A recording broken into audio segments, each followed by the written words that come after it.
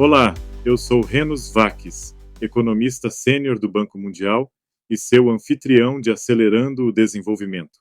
Ideias para Impacto. Este não é um podcast comum, é uma conversa impulsionada por IA, trazida a você pelo Instituto do Banco Mundial para o Desenvolvimento Econômico, onde desvendamos as pesquisas mais recentes com um objetivo em mente: transformar grandes ideias em impacto no mundo real. Vamos começar. Obrigado pela introdução, Renos. A região do leste asiático e Pacífico é há muito tempo uma das mais dinâmicas do mundo, um motor de crescimento e de redução da pobreza impressionante. Mas hoje, esse motor está enfrentando alguns ventos contrários.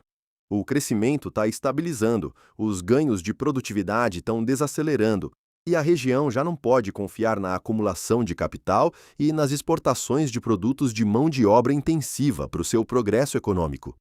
Ao mesmo tempo, governos de toda a região recorrem cada vez mais à política industrial como ferramenta para impulsionar o crescimento e criar empregos mais produtivos. Mas será que isso funciona? E sob quais condições? Essas são as questões centrais no relatório da Atualização Econômica do Leste Asiático e Pacífico, de abril de 2026. Política Industrial na Era Digital. E bem-vindos ao nosso programa. Essas são questões críticas e vale a pena fazer uma pausa para entender o que a política industrial realmente significa. Ela se trata da ação governamental para remediar lacunas em bens públicos, como infraestrutura e educação, corrigir falhas de políticas, como barreiras regulatórias, e abordar falhas de mercado que freiam investimento privado e inovação. E a resposta do relatório é um belo de um sim, mas com condições importantes.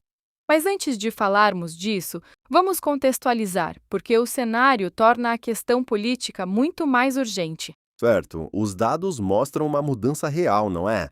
O crescimento regional geral está projetado para desacelerar de 5% em 2025 para 4,2% em 2026. Exatamente. Podemos ver o crescimento da China desacelerando de 5% para 4,2% também. Isso é impulsionado em grande parte pela demanda interna fraca e por problemas persistentes no setor imobiliário.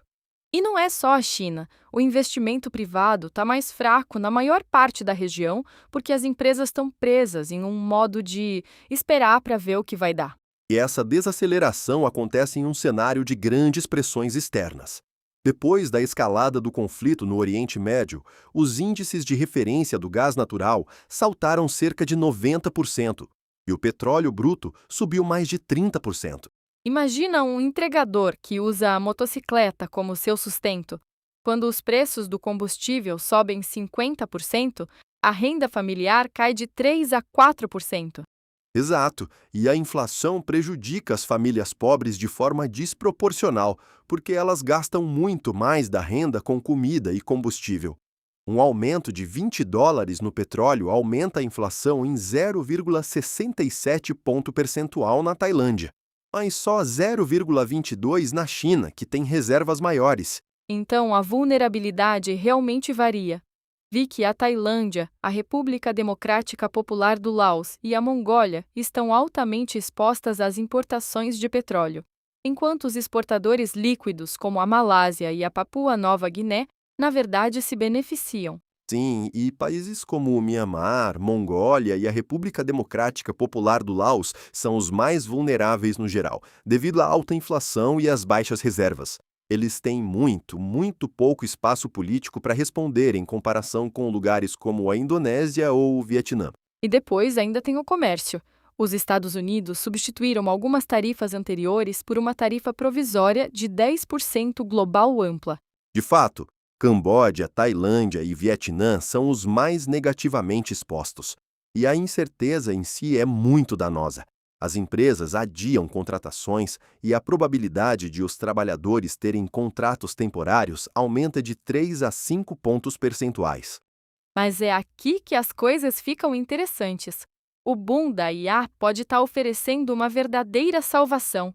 O investimento privado global em IA generativa disparou para $34 bilhões em 2024, E a região do leste asiático e Pacífico está capturando uma parcela significativa disso.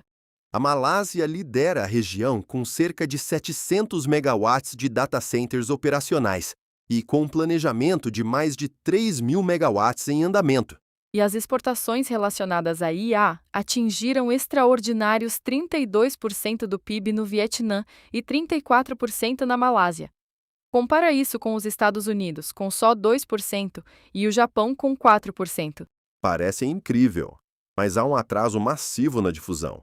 A maioria das pessoas assume que a IA está em toda parte, mas os dados mostram que a adoção real é incipiente.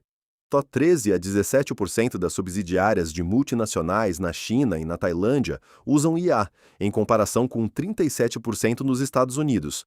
E só cerca de 10% dos empregos na região do leste asiático e Pacífico são complementares à IA, o que significa que a IA amplia a produtividade deles, em vez de substituí-los, em comparação com 30% nos países avançados. Então, isso nos traz de volta à questão central.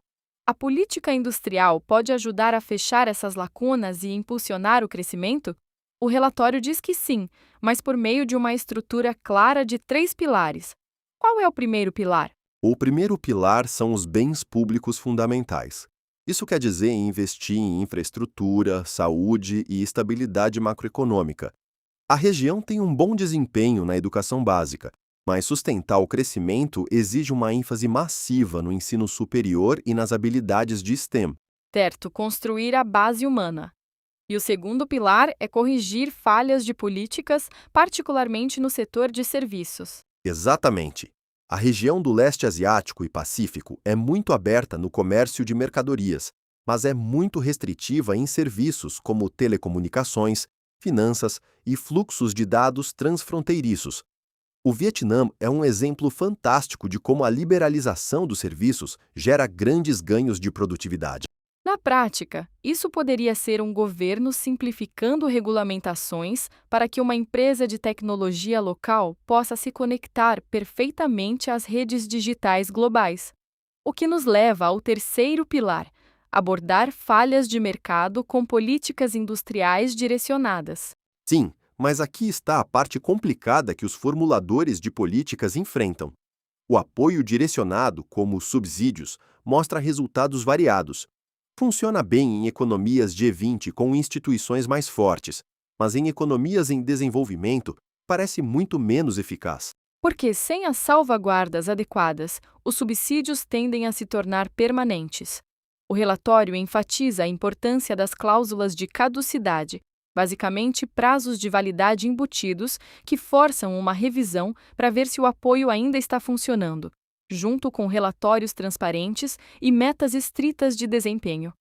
Sem isso, o apoio fica concentrado em poucas empresas ou estatais. E isso consolida os players já estabelecidos, reduz a concorrência e desacelera a própria inovação que eles estão tentando incentivar. Ou leva a consequências totalmente não intencionais, como empréstimos subsidiados que acabam financiando novas máquinas em vez de empregos. Uau! Então, dando um passo atrás, a grande lição é que, embora esta região continue sendo um líder global de crescimento, ela não pode mais depender de estímulos de curto prazo ou protecionismo amplo. Exatamente. O futuro exige uma abordagem mais inteligente e disciplinada. Ao focar em reformas que aumentem a produtividade, empoderem o capital humano e ampliem os serviços, essas economias podem perfeitamente prosperar em um mundo impulsionado pela IA. O potencial é realmente imenso se as mudanças estruturais certas forem feitas hoje. É com você, Renos. Obrigado por se juntar a nós. Você pode encontrar o relatório completo em nosso site. Basta seguir o link na descrição. Assine para ser o primeiro a saber sobre os próximos episódios. E antes de ir, como você planeja colocar em prática o que aprendeu? E que tópicos você gostaria que explorássemos em seguida? Gostaríamos muito de saber. Até lá, adeus.